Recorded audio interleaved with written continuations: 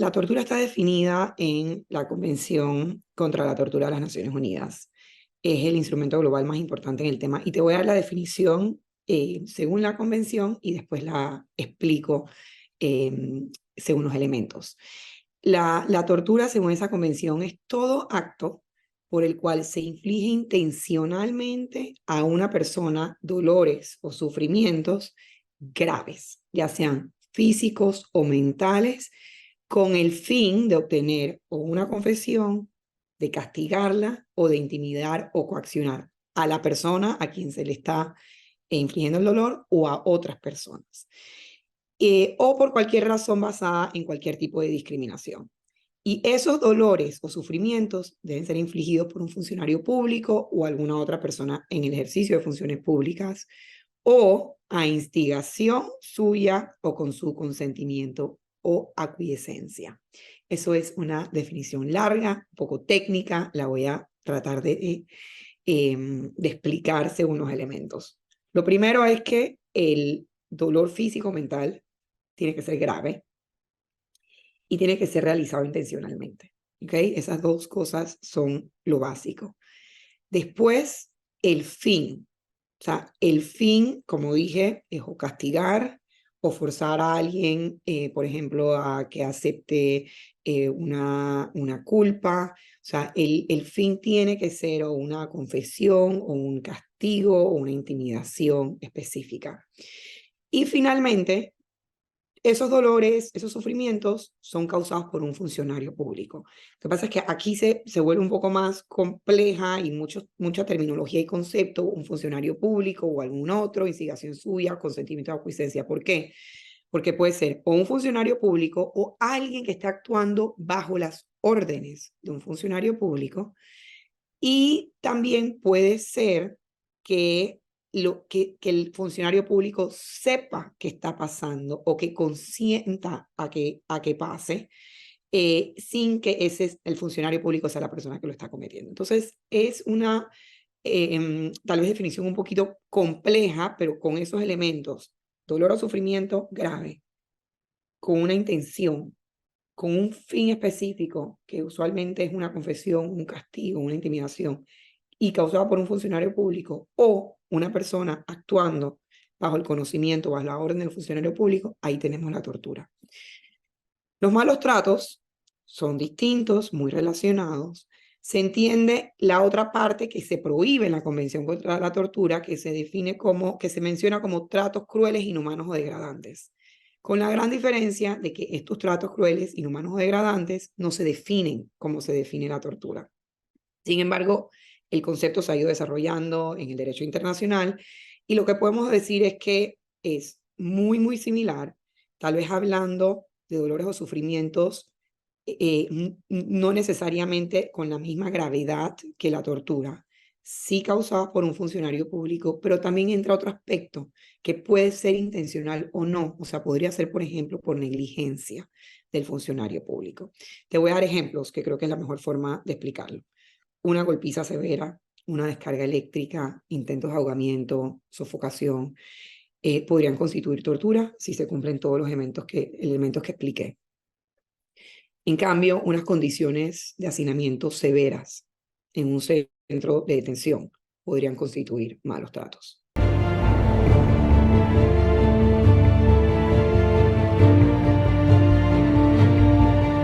La prohibición de la tortura se considera absoluta en el derecho internacional. Eso quiere decir que no se admiten excepciones ni justificaciones. Como dije, este principio de absoluta prohibición está respaldado por varios tratados y convenios internacionales. El más destacado es el que ya mencioné, la Convención contra la Tortura y otros tratos o penas crueles, inhumanos, degradantes de las Naciones Unidas, pero hay muchos más.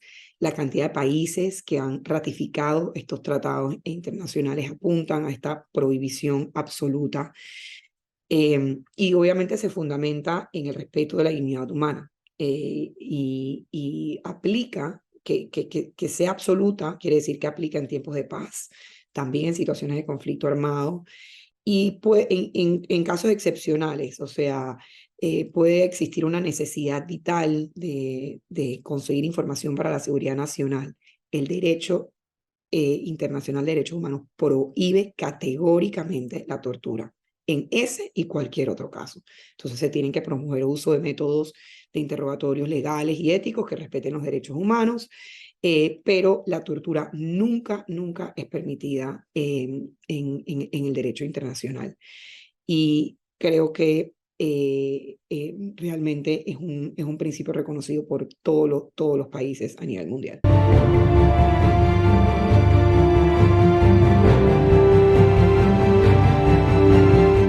Se prohíbe la tortura y los malos tratos, pero eso quiere decir que no solo existe una obligación de no someter a personas a malos tratos o a tortura, sino que también los estados, al ratificar estos tratados internacionales, asumen obligaciones expresas de prevenir la tortura y los malos tratos, que quiere decir que tienen que adoptar una serie de garantías procesales que eviten la tortura y los malos tratos. Y también, muy importante, es la prevención, pero una vez que ocurran los actos del otro lado, es investigar y condenar cuando corresponda cualquier alegación de tortura o malos tratos. Entonces, lo podemos pensar en tres formas. Obviamente, no torturar y no maltratar, prevenirlo a través de una serie de garantías que se tienen que adoptar en el derecho nacional y otras medidas que se tienen que hacer de sensibilización y demás. Y lo tercero es investigar y castigar cualquier acto de tortura o de maltrato. También hay uno más que es importante y que es complementario, que es asegurar que las víctimas de tortura tengan acceso a reparaciones y compensaciones adecuadas.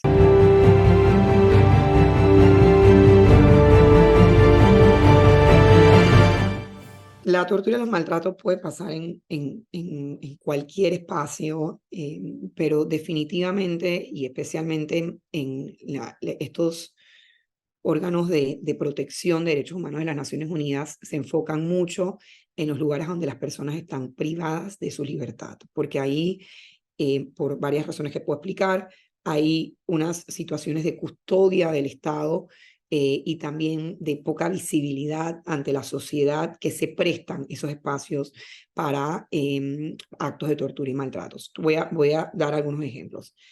Los lugares de detención en estaciones de policía y las prisiones.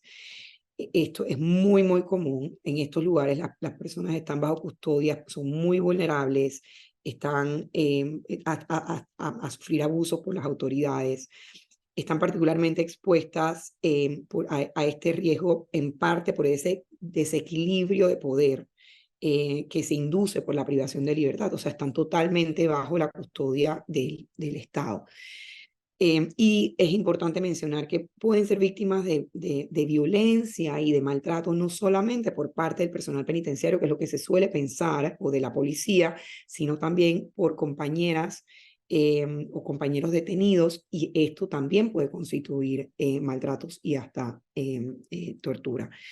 Tal vez ese es el más común, pero hay muchos otros contextos de conflicto y de violencia. Por ejemplo, si estás en áreas donde hay conflictos armados o alta violencia, también en los contextos de protestas y manifestaciones, esto es algo que se ve mucho en Latinoamérica, en el momento de protestas y de cuando entra la policía y el uso de la fuerza también. Y también lo vemos, y lo vemos desde el subcomité donde yo soy parte, en instituciones de atención tanto a personas mayores como a personas menores de edad y personas con discapacidad. Todas estas personas que no están necesariamente privadas de su libertad por un tema penal, pero pueden estar de muchas formas privadas de su libertad bajo la custodia del Estado. Puede pasar que también en esos lugares se den situaciones de maltrato, más que todo que tenemos que estar vigilantes.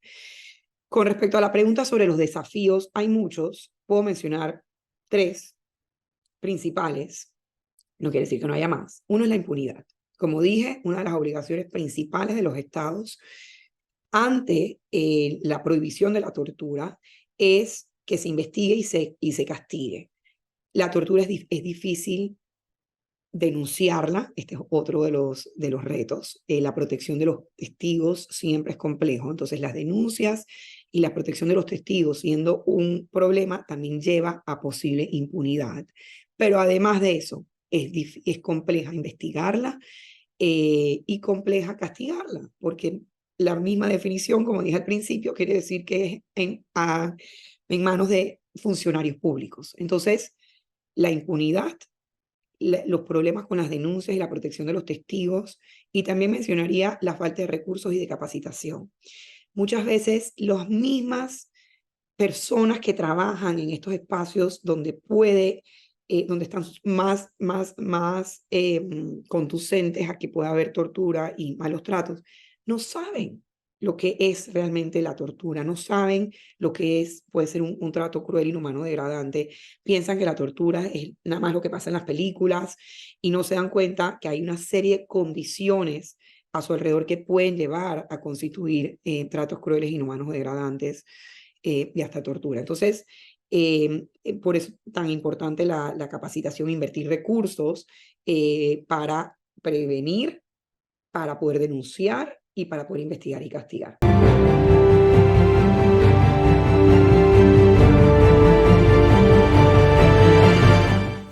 Muy bien, yo tengo el gran honor de ser miembro del Subcomité para la Prevención de la Tortura de las Naciones Unidas. El subcomité, que se conoce como el SPT por sus siglas, es uno de varios órganos de tratado que existen en el sistema de las Naciones Unidas para proteger los derechos humanos. Y cada uno corresponde a un tratado internacional. O sea, que cada uno corresponde a un tratado que estados han ratificado y bajo las cuales han asumido ciertas obligaciones. Te doy un ejemplo. La Convención contra la Tortura, que he mencionado varias veces, tiene su órgano de tratado, que es el Comité contra la Tortura, y se dedica a recibir información de los estados sobre cómo están combatiendo la tortura y previniéndola.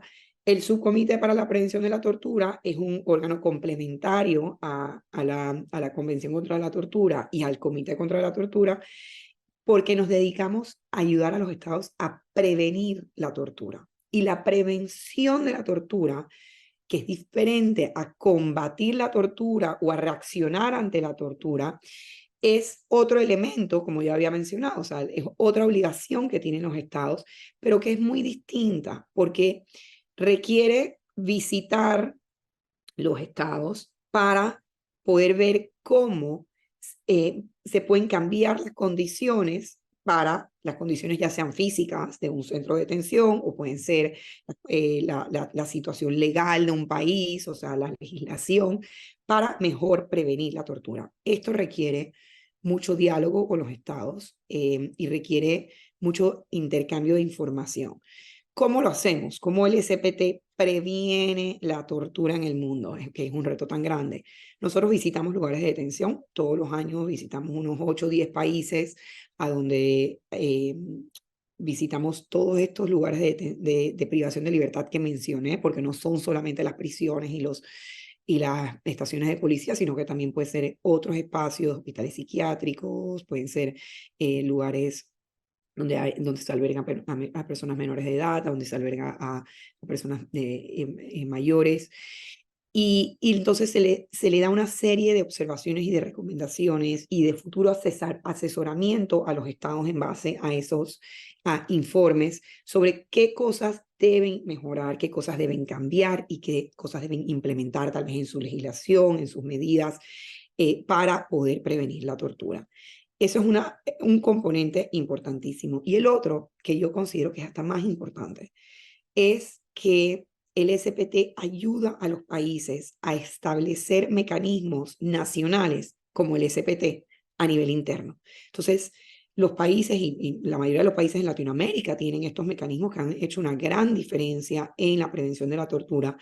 Cuentan con mecanismos, a veces a nivel de Defensoría del Pueblo o a veces independientes, que se dedican a hacer lo que nosotros hacemos en 10 países al año, en determinado país, todos los días. O sea, van y visitan lugares de privación de libertad y hacen exactamente lo mismo. Observan, recomiendan y asesoran al Estado en qué acciones tiene que tomar el Estado para mejorar todo su marco de prevención de la tortura. Y esa forma de empoderar a los estados es importantísima porque al final estos mecanismos nacionales de prevención son los que realmente se vuelven expertos sobre el país. El SPT, o sea, nosotros desde las Naciones Unidas, por supuesto, apoyamos, damos asesoramiento, pero muchas veces aprendemos también de los mecanismos nacionales de prevención que tienen tanta experiencia visitando sus propios países y desarrollando no solamente a veces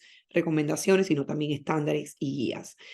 Y otra parte muy importante del trabajo del SPT es ayudar en la capacitación y sensibilización. También mencioné ese como un reto y ahí también entramos nosotros. Ayudamos a los estados a asesorarlos a cómo mejor capacitar y sensibilizar y también a los mecanismos nacionales de prevención.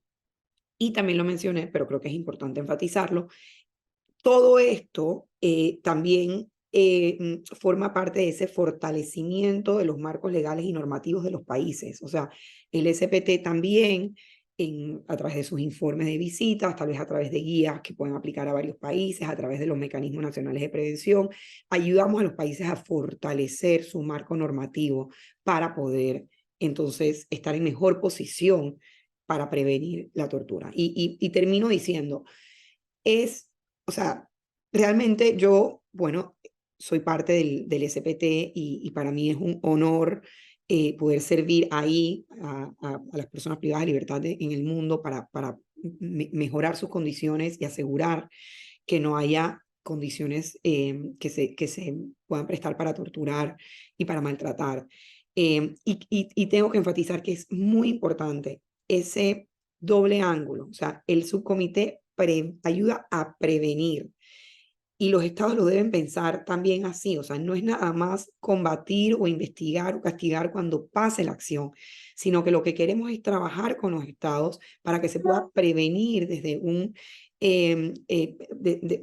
mucho antes estos tratos tan absolutamente inhumanos que estamos convencidos se pueden prevenir a través del conocimiento, de la sensibilización, a través de la capacitación, a través de marcos legales que equipados con las herramientas correctas para combatir y también, por supuesto, personal penitenciario, personal en todos estos lugares donde puede ocurrir la tortura, preparado con las herramientas, con la capacitación para poder identificar, para poder, por supuesto, prevenir, pero también para denunciar si se requiere. Y creo que eso es una parte muy importante de entender cómo llegamos a un mundo con menos tortura, con ojalá, o sea, poder erradicar, o sea, así como se erradicó la esclavitud, aunque puede haber otras formas ahora, pero para eso es muy importante la prevención y eso es lo que trabajamos en el SPT y eso es lo que muchos países, y tengo que decir que en Latinoamérica han hecho un gran trabajo a través de sus mecanismos nacionales de prevención, a través de su legislación, también están haciendo para prevenir la tortura y los tratos crueles, inhumanos o degradantes en cualquier lugar donde puedan ocurrir.